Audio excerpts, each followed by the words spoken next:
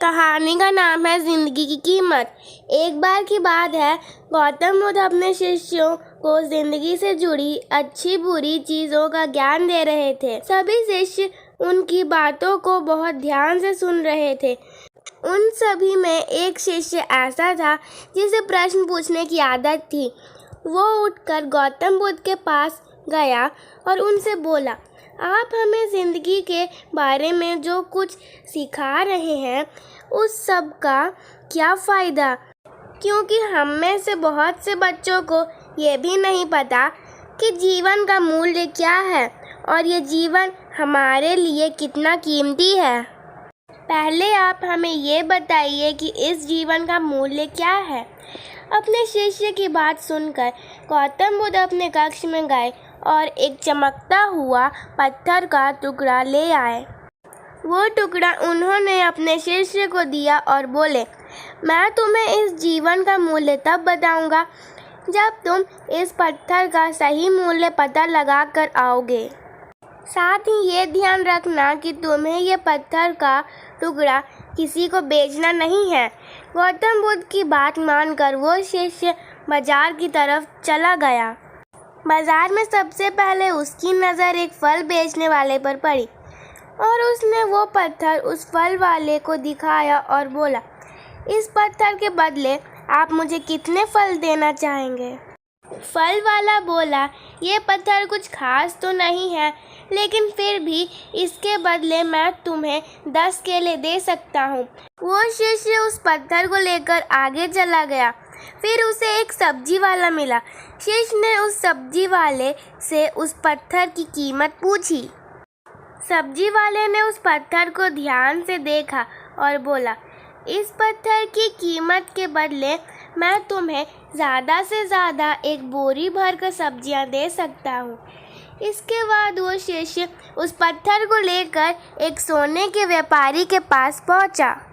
उस पत्थर की टुकड़े की चमक देखते ही उस सुनार ने उसकी कीमत 100 सोने के सिक्के लगाए। शिष्य ने वो टुकड़ा बेचने से मना किया तो वो सुनार उसके बदले 200 सोने के सिक्के देने को भी राजी हुआ, लेकिन शिष्य ने वो पत्थर नहीं बेचा। इसके बाद वो शिष्य एक हीरों के व्यापारी के पास गया और उनके सामने उसने वो पत्थर के टुकड़े को रख दिया। उस पत्थर को देखते ही हीरो के व्यापारी ने एक साफ कपड़ा बिछाया, उस पत्थर को उसके ऊपर रखा, फिर उसकी परिक्रमा की और हाथ जोड़कर उस पत्थर को कपड़े में लपेटते हुए बोला, तुम जिसे मामूली पत्थर समझकर उसकी कीमत पूछ रहे हो, असल में ये एक बेशकीमती रूबी है। ऐसा रूबी हर किसी को नहीं मिलता। मैं अगर अपना सब कुछ बेच भी दूं, तब भी मैं इसकी कीमत नहीं चुका सकता। उस व्यापारी की बातें सुनकर वो शिष्य हैरान हो गया। वो दौड़ा दौड़ा सीधा बुद्ध के पास आया और उसने जो कुछ भी बाजार में हुआ वो सारी बातें बुद्ध को बताया। उसकी अचरज भरी बातें सुनकर गौतम बुद्ध बोले, तुम्हारे सवालों का जवाब इस रूबी की कीमत में ही छिपा है। हमारा जीवन भी एक रूबी है। रूबी की तरह ये भी बेशकीमती है, लेकिन हम इस बात को हमेशा नज़रअंदाज करते हैं और अपने जीवन का मूल्य नहीं समझते हैं। हम दूसरों को देखकर और उनके जैसा जीवन जीने के कोशिश में अपने जीवन की कीमत को कम कर देते हैं।